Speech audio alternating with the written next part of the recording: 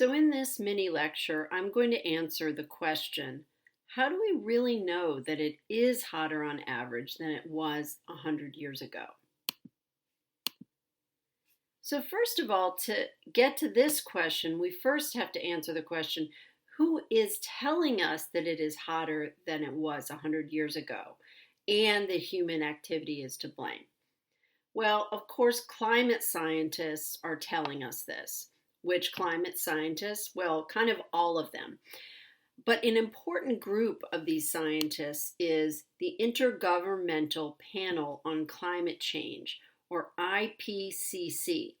If you've heard anyone who's really into climate change and well versed, they're going to talk about the IPCC. And this is an international body that was organized by the United Nations in 1988 to scientifically assess the current state of climate change knowledge around the world and provide this knowledge to policymakers. It has representatives from 195 member countries, from Afghanistan to Zimbabwe, and yes, China and the US are members. And the IPCC meets yearly, and it jointly appoints a group of scientists who volunteer their time to contribute to the papers of the IPCC, where they analyze all of the scientific data on what is causing climate change, how it is impacting the world, the risks it poses in the future, and how we can adapt and mitigate these risks. So this is really this worldwide body. This is not just a few scientists. It's not one country's priorities. And in 2018, the IPCC issued a dire report saying that the world has 12 years to get its act together before a catastrophe.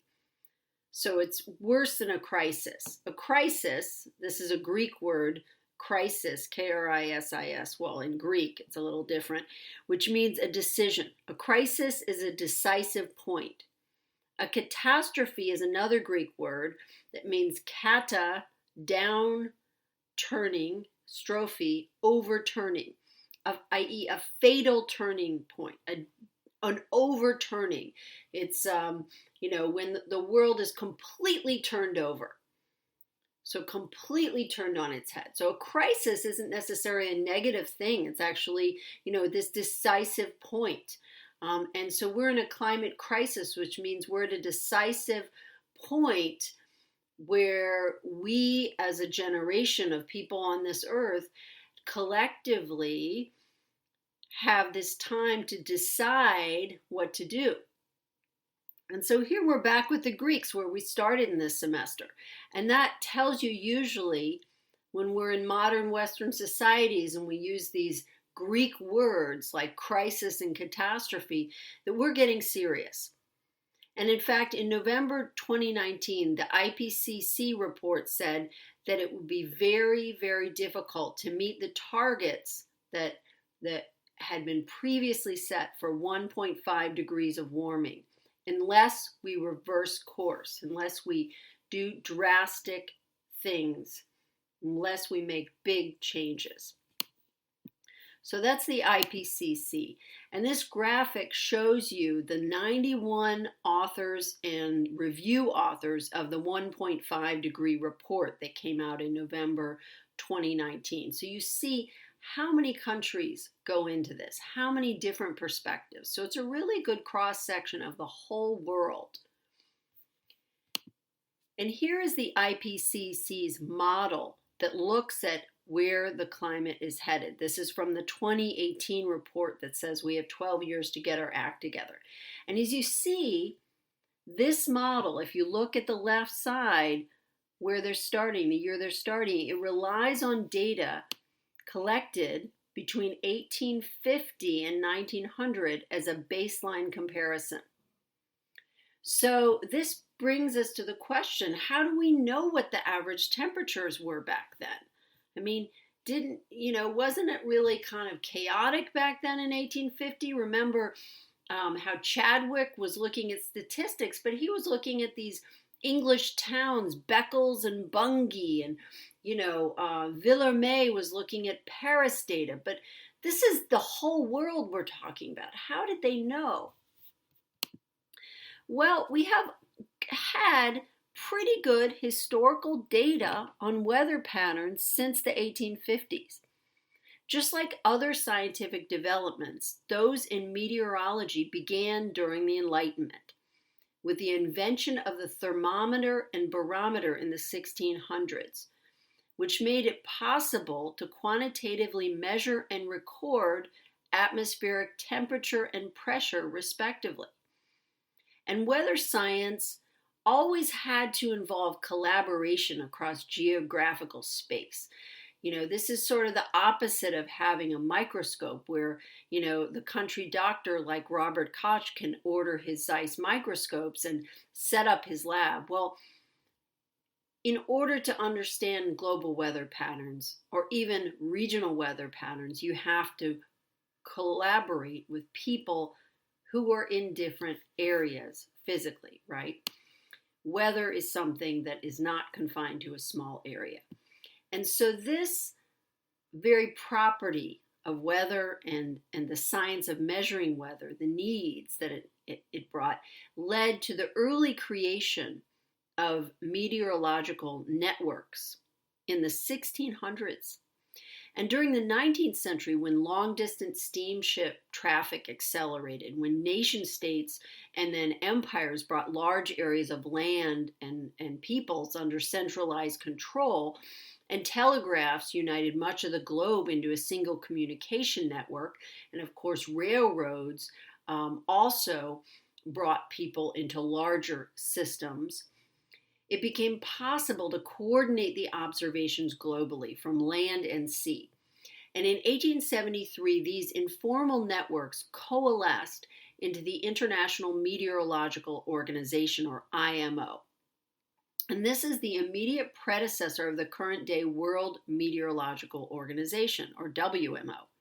And this is the organization responsible for promotion and exchange of standardized observations of the weather around the world. Now, this global network, the IMO, still had to overcome some scientific hurdles to really achieve its goal. How could everyone have access to the data? How could they do good quality control to assure that the data was accurate? And then how could they homogenize the data and remove the erroneous data, clean the data? And then create averages when there were gaps in observation, when there were places where they couldn't collect data or weather stations had malfunctioned.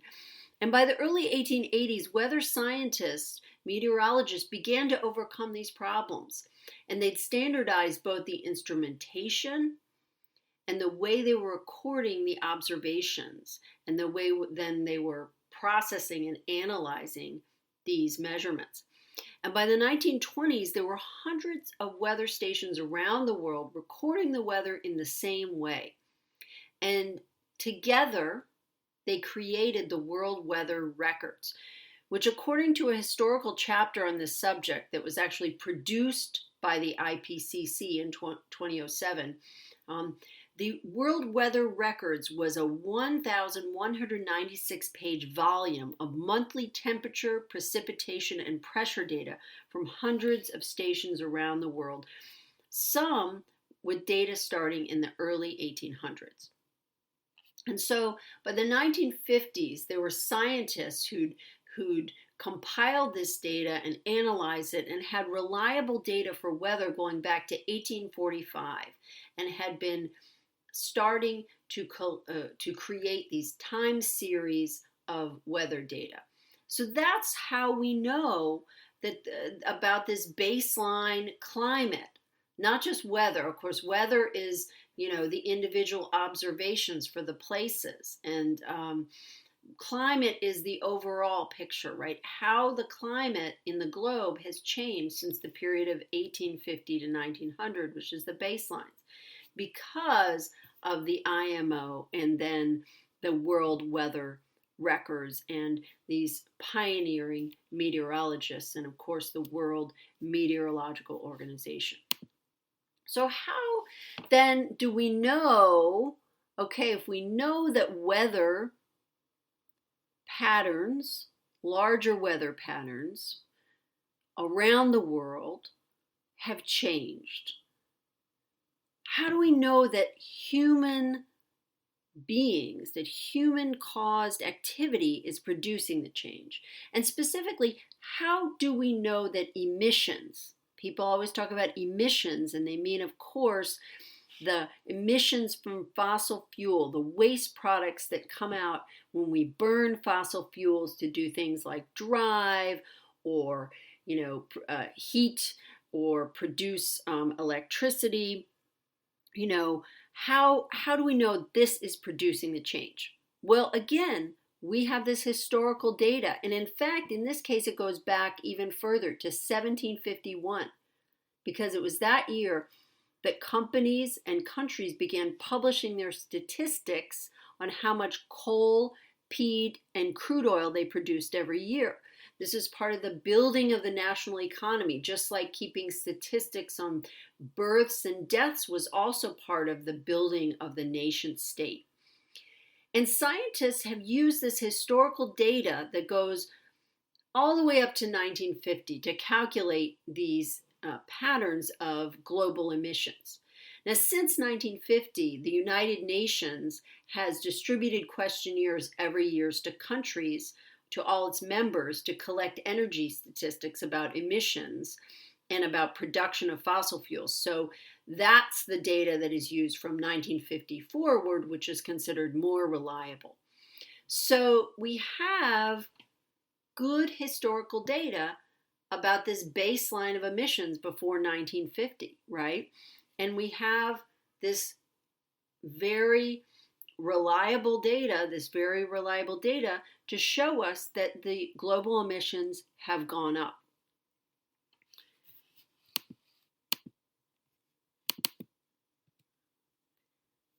But in science, we know that correlation is not causation. So just because global average temperatures have gone up, just because the climate has become warmer and wetter in recent years overall, we know that average temperatures, every year keep breaking records. Maybe not every year, but almost every year. And we know that emissions have gone up. So A has gone up, which is the mean temperature. B has gone up, which is emission. But we know in science, correlation is not causation. The classic case is that in the summer, crime goes up, and in the summer, ice cream trucks come out. But we know that ice cream trucks coming out does not cause the crime wave. It's the warmer weather that puts more people outside, schools are out, there's more opportunity for crimes to occur, right? So correlation is not causation. However, look at this graph on the right. The graph shows different wavelengths of energy measured at the Earth's surface. And among the spikes, you can see energy being radiated back to Earth by ozone, methane, and nitrous oxide. So these are the other greenhouse gases. But the spike for CO2, for carbon dioxide, which is the one on the left, dwarfs all the other spikes for greenhouse gases and tells us something very important. Most of the energy being trapped in the atmosphere corresponds exactly to the wavelength of energy captured by CO2. So in other words, that's why we have this hard data to show us that it's not something else. It's carbon emissions that are actually responsible for this increase in greenhouse gases. Increased carbon emissions directly leads to increased radiation back to Earth of heat. So in the next part of this lecture, we're going to answer the question, what does climate change mean for public health?